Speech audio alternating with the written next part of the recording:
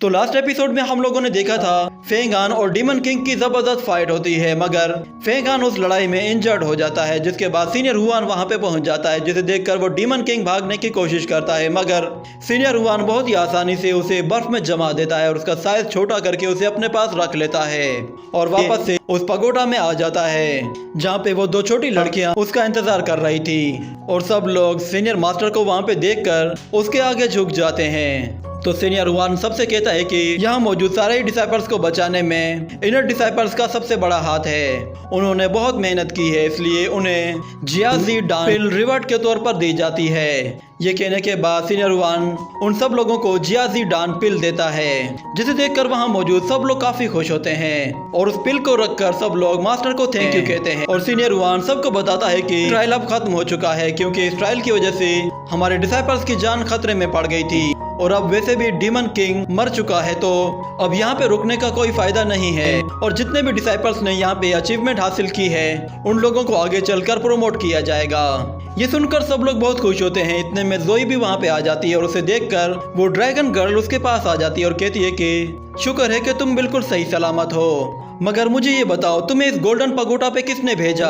तो जोई किसी का भी नाम नहीं ले पाती। इतने में अचानक हम लोग देखते हैं कि फेंग हान वहाँ पे आ पहुँचता है, जिसे सब लोग देखने लगते हैं। वो काफी इंजर्ड हो चुका था, मगर उसे देखकर जोई काफी खुश होती है और भागते हुए उसके पास आकर उससे लिपट जाती है और कहती है कि शुक्र है कि तुम बिल्कुल ठीक हो, तुमने तो मुझे डरा ही दिया था, मुझे लगा कि शायद तुम वहाँ से जिंदा वापस नहीं आ पाओगे।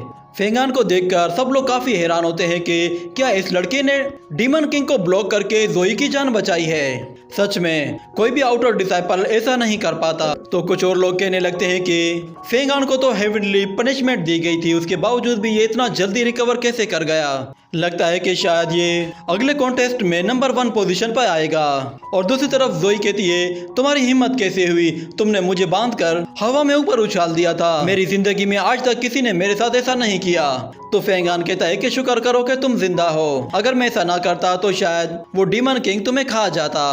पर जोई अभी भी उस पर गुस्सा होती है। जिसके बाद मास्टर फेंग कहता है कि आखिर ये चल क्या रहा है। पहले ये फेंग हान सिर्फ फेंग किंगशी पर रिलाई करता था, मगर ऐसा लग रहा है कि जैसे ये ऐसा ऐसा खुद को प्रमोट करता जा रहा है और अब ये जियलान क्लब को भी ज्वाइन कर चुका है। मगर फिर इतने में फेंग किंग भी वहां पे आ जाती है और आकर कहती है कि फेंग हान एक धोखेबाज है। ये सुनकर सब लोगों के होश ही उड़ जाते हैं। फेंग किंग भी सबको बताती है कि फेंग हान ने अपने इविल गार्ड की मदद से डीमन किंग को हमारी तरफ अट्रैक्ट किया था। उस डीमन किंग को इसका इविल गार्ड चाहिए था, इसकी वजह से ही हम लोग मुसीबत में पड़े हुए थे। अगर ये डीमन किंग को अट्रैक्ट ना करता तो शाओ शुई की जान ना जाती। ये सुनकर एल्डर फेंग कहता है क्या कहा तुमने, शाओ शुई अब नहीं रहा, ये नामुमकिन है। और दूसरी तरफ जोई कहती है कि उसकी जगह ये क्यों नहीं मर गई। मगर फेंग किंग भी कहती है मास्टर आपको इसे पनिशमेंट देनी होगी। और वो मास्टर को अपना इंट्रोडक्शन कराते हुए कहती है कि मैं फेंग किंग भी हूँ जेदियान पीक से। तो मास्टर फेंग किंग भी से कहता है कि तुम और फेंग हान दोनों ही एक ही पीक से हो, तो फिर तुम एक दूसरे पर इल्जाम क्यों लगा रहे हो, तुम्हारा अपना ही साथी तुम्हारे दोस्त की जान कैसे ले सकता है। तो फेंग किंग भी कहती है कि मास्टर असल में ये सब कुछ फेंग हान की वजह से इसलिए हुआ है क्योंकि इसने अपने इविल गार्ड का सही से इस्तेमाल ही नहीं किया, उल्टा इसके इविल गार्ड ने डीमन किंग को अट्रैक्ट किया। मैं और शाओ शुई दोनों ही डीमंस के साथ फाइट कर रहे थे, मगर वो लो लेवल के डीमंस थे और हम उन पर आसानी से कंट्रोल कर लेते, मगर फेंग हान वहाँ पर डीमन किंग को लेकर आ गया। उसके पास तो वो एविल गार्ड था जिसकी वजह से वो खुद को बचा सकता था, मगर हमें बचाने वाला कौन था वहाँ। शाओ शुई की मौत का जिम्मेदार यही फेंग हान है। मगर फिर जोई कहती है कि फेंग किंग भी भूलो मत, तुम वहाँ पे मारी जाती, वो तो सिर्फ फेंग हान था जिसने तुम्हारी जान बचाई, तुम्हें तो उसका शुक्रिया अदा करना चाहिए था। मगर फेंग हान उसे बोलने से रोक देता है और कहता है कि तुम कुछ देर के लिए खामोश हो जाओ। और सीनियर हुआन किंग भी से कहता है कि तुम जानती हो ना अपने फेलो डिसाइपल पर इल्जाम लगाने की सजा क्या होती है।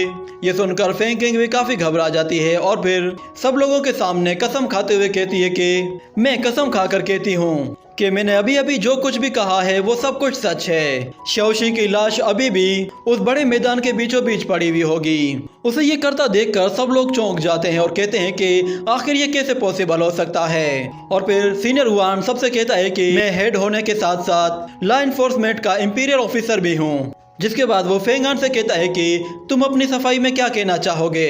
तो फेंगान कहता है कि मुझे बस अपने काम से मतलब है, मेरी किसी के साथ कोई भी दुश्मनी नहीं। ये सुनकर वहाँ मौजूद एक लड़की कहती है, अच्छा ऐसी बात है, मगर उसके बारे में तुम क्या कहोगे? जब तुम सेक्ट के अंदर ही डिसाइपल्स के साथ फाइट कर रहे थे, उनमें से तो कुछ मास्टर्स भी थे, उन्होंने भी तो तुम्हारा कुछ नहीं बिगाड़ा था। और फिर वहाँ मौजूद दूसरी लड़की कहती है कि एक डिसाइपल होने के नाते तुम्हें इतना ज्यादा लालची नहीं होना चाहिए कि तुम एक इविल गार्ड के लिए अपने पूरे सेक्ट के डिसाइपल्स की जान की परवाह ही ना करो। ये सुनकर फेंगान कहता है कि आखिर तुम दो लड़कियों को मेरे इविल गार्ड से प्रॉब्लम ही क्या है? तो सीनियर हुआन कहता है, लास्ट टाइम ये इविल गार्ड एल्डर टियानजिन ने तुम्हें दिया था, उन्होंने ये सोचकर तुम्हें दिया था ताकि तुम अब अपनी जिंदगी की एक नई शुरुआत करोगे और अपनी गलतियों को नहीं दोहराओगे। मगर ऐसा लग रहा है कि जैसे ये इविल गार्ड ही तुम्हारे लिए सब कुछ है। तुमने न सिर्फ सेक्ट में कुछ डिसाइपल्स के साथ फाइट की, बल्कि तुमने मास्टर जियांगकोंग के साथ भी फाइट की है। मैं नहीं जानता कि तुम्हारी लड़ाई का रीजन क्या था, पर मैं ये जरूर चाहूंगा कि इसकी इन्वेस्टिगेशन की जाए, क्योंकि तुम्हारे ट्रेजर से कभी भी तुम्हारे अपने साथी को चोट नहीं पहुंचनी चाहिए, क्योंकि इससे हमारे सेक्ट की रेपुटेशन पे असर पड़ता है। तो फेंगान कहता है कि अगर मेरा ये ट्रेजर हमारे सेक्ट की रेपुटेशन के साथ लिंक्ड है तो फिर आप उसे मुझसे छीन क्यों रहे हैं? क्या इस तरह हमारे सेक्ट की रेपुटेशन पे असर नहीं पड़ेगा? ये सुनकर वहाँ खड़े सीनियर मास्टर्स कहते हैं कि फेंगान तुम होश में तो हो, तुम जानते भी हो तुम किससे बात कर रहे हो। तो फेंगान जियांगकोंग से कहता है कि अच्छा तुम मुझे बताओगे कि मुझे किस तरह बात करनी चाहिए?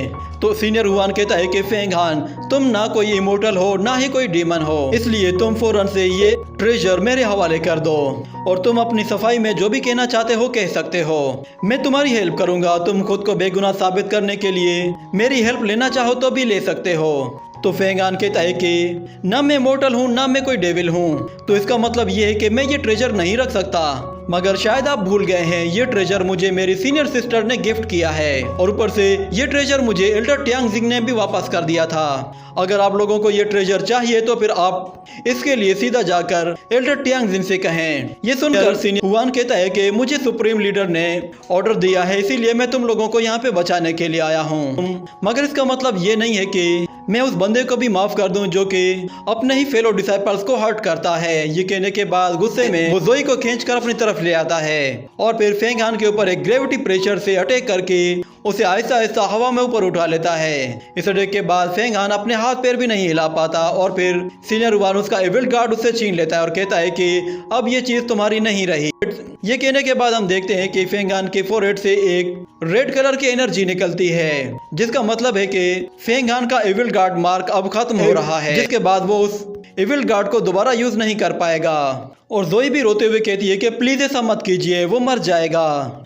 मगर हम देखते हैं कि फेंगान का ब्लड मार्क खत्म हो जाता है, जिसके बाद वो गुस्से में सीनियर हुआन से कहता है कि तुम्हें लगता है कि मेरी वजह से तुम्हारा इमोर्टल सेक्ट खतरे में आ जाएगा, इससे बड़ा मजाक और क्या होगा? ये सुनकर वहाँ मौजूद डिसाइपल्स कहते हैं कि जरा देखो तो सही से, इसे पनिशमेंट दी जा रही है और उसके बावजूद भी इसकी आंखों में जरा सी भी शर्म नहीं है। अच्छा होता कि ये उसी वक्त हेवनली पनिशमेंट में ही मार दिया जाता। और सीनियर हुआन उसे गुस्से में हवा में ऊपर उठा लेता है और खुद भी ऊपर चला जाता है, तो वो दोनों लड़कियां भी उसके साथ साथ चली जाती हैं। तो सीनियर हुआन अपना एक गोल्डन टावर क्रिएट करता है। इतने में एल्डर जियालान वहां पे आ जाती है और सीनियर हुआन से कहती है कि सीनियर प्लीज आप थोड़ा सा शांत हो जाइए। मगर सीनियर कहता है कि नहीं, मैं आज इसकी पूरी कल्टीवेशन ही डिस्ट्रॉय कर दूंगा। ये कहने के साथ वो उस टावर को सीधा उसके ऊपर गिरा देता है, जिसकी वजह से फेंगान को बहुत ज्यादा तकलीफ होने लगती है और वो जोर जोर से चिल्लाने लगता है। जोई काफी ज्यादा डर जाती है और रोने लगती है, जिसके बाद जियालान सीनियर से कहती है कि प्लीज उसे जाने दीजिए, इसके लिए आपको फेंग किंगशी से बात करनी चाहिए। मगर इतने में अचानक फेंगान की आवाज आती है। सीनियर हुआन का रियल नेम पुकार कर कहता है कि हुओ टियांडू, मैं तुम्हें नहीं छोड़ूंगा, तुम ताकतवर हो इसीलिए तुम कमजोरों पे अपना जोर चलाते हो। ये सुनकर सब लोग चौंक जाते हैं और फिर फेंगान कहता है कि हुओ टियांडू, एक मर्तबा मुझे ताकतवर बनने दो, उसके बाद मैं तुम्हें देखूंगा। मुझे सिर्फ 10 साल का वक्त चाहिए, उसके बाद मैं तुम्हें बहुत ही आसानी से हरा दूंगा। फेंगान की बातें सुनकर सब लोगों को झटका सा लगता है कि ये किस तरह की बातें कर रहा है। इतने में अचानक आसमान से बिजली कड़कने लगती है और एक बहुत ही पावरफुल लाइटनिंग अटैक उस टावर पे आके हिट करता है, जिससे वो टुकड़े टुकड़े होकर बिखर जाता है। मगर सीनियर हुआन उसे दोबारा से कलेक्ट करके अपने रियल शेप में ले आता है, जिसके बाद हमें वहाँ पे फेंग किंगशी को दिखाया जाता है। फेंग किंगशी अपनी लाइटनिंग धर्मा बॉडी के साथ वहां पे आ पहुंचती है। इतने में वो देखती है कि फेंग हान बेहाल होकर नीचे गिर पड़ता है और वो खड़े होने की कोशिश करता है मगर नहीं हो पाता। और फिर सीनियर हुआन फेंग किंगशी से कहता है कि तुम्हारा डिसाइपल मुझे चैलेंज कर रहा है कि वो मुझे 10 साल के बाद हरा देगा, तुम्हारा इसके बारे में क्या कहना है? तो फेंग किंगशी कहती है कि ये अभी जूनियर है और आपको ऐसे जूनियर्स की बातों को इतना सीरियस नहीं लेना चाहिए। मगर फेंग हान कहता है कि मैं जो कह रहा था वो कोई बकवास नहीं थी, मुझे बस सिर्फ 10 साल का वक्त दो। ये कहने के बाद वो अपनी स्वॉर्ड निकाल कर कसम खाकर कहता है कि सीनियर हुआन मुझे सिर्फ 10 साल का टाइम दे दो, मैं तुमसे ज्यादा ताकतवर बन जाऊंगा और तुम्हें बहुत ही आसानी से हरा दूंगा। ये सुनकर फेंग किंगशी भी कुछ नहीं बोल पाती और सब लोग खामोश रह जाते हैं। और सीनियर हुआन उसकी शर्त मान जाता है और कहता है कि ठीक है, ये मुद्दा यहीं पे ही खत्म होता है, अब तुमसे 10 साल के बाद मुलाकात होगी। ये कहकर वो वहां से चला जाता है, जिसके बाद फेंग हान भी लड़खड़ा कर वहीं बैठ जाता है। और ज़ोई उससे आकर कहती है कि फेंग हान तुमने तो सच में सबको लाजवाब कर दिया। जिसके बाद फेंग किंग भी वहां पे आ जाती है और कहती है कि सीनियर सिस्टर आप ठीक तो हैं? इतने में फेंग हान भी आगे बढ़ता है तो फेंग किंग भी कहती है तुम वहीं दूर रहो, तुम एक गुलाम हो और अपनी औकात में रहो, तुम्हारी वजह से ही सीनियर सिस्टर की हालत हुई है। ये कहने की देर थी कि फेंग किंगशी उसे एक जोरदार थप्पड़ दे मारती है, जिससे फेंग किंग भी के होश उड़ जाते हैं और वो कहती है कि ये क्या किया आपने? तो फेंग किंगशी कहती है कि क्या तुम भूल गए हो मैंने तुम्हें क्या कहा था? फेंग हान अब हमारी फैमिली का एक हिस्सा है, उसकी भी अब उतनी ही रेस्पेक्ट है जितनी तुम्हारी है। ये सुनकर वो रोते हुए वहां से फौरन से चली जाती है। इतने में जियालान भी वहां पे आ जाती है और फेंग किंगशी से कहती है कि तुम्हारे डिसाइपल ने मेरी सिस्टर की जान बचाई है और बहुत सारे डीमंस को मारा भी है, इसीलिए मैं तुम्हें एक फेवर देना चाहती हूँ, तुम लोग चाहो तो हमारे जियालान क्लब को ज्वाइन कर सकते हो। ये सुनकर फेंग किंगशी कहती है कि सीनियर सिस्टर हम जरूर करेंगे। और फिर वहाँ पे ज़ोई आकर फेंग किंगशी को हेलो कहती है, जिसके बाद जियालान कहती है कि अच्छा हमें जाना होगा। ये कहने के बाद वो लोग फौरन से वहाँ से चले जाते हैं। और फिर फेंग किंगशी फेंग हान से कहती है कि तुम ज्यादा मत सोचो और फौरन से पर्पल पीक पे आ जाओ। ये कहने के बाद फेंग किंगशी वहां से चली जाती है। जिसके बाद अगले सीन में ड्रैगन फेंग हान से कहता है कि तुमने सीनियर हुआन से 10 साल का वक्त मांगा है, आखिर तुम्हारे दिमाग में चल क्या रहा है? क्या तुम 10 साल के अंदर इतने पावरफुल बन पाओगे? तो फेंग हान अपनी होंगवी स्वॉर्ड की तरफ देखता है और उसे आसमान में होंगवी लाइट नजर आती है। जिसके बाद ये सीन यहीं पे कट हो जाता है। अगले सीन में हम लोग लोंग फेंग को देखते हैं जो कि उस स्पिरिचुअल गेट से बाहर निकल आता है और बाहर की दुनिया में अब सब कुछ बिल्कुल नॉर्मल हो चुका था। और दूसरी तरफ एल्डर बाई फेंग वो एल्डर टियानजिन के पास आता है और वो दोनों भी काफी रिलैक्स होते हैं। और फिर आखिर में हमें दोबारा से सीनियर हुआन को दिखाया जाता है और इसी के साथ ये एपिसोड यहीं पे ही खत्म हो जाता है।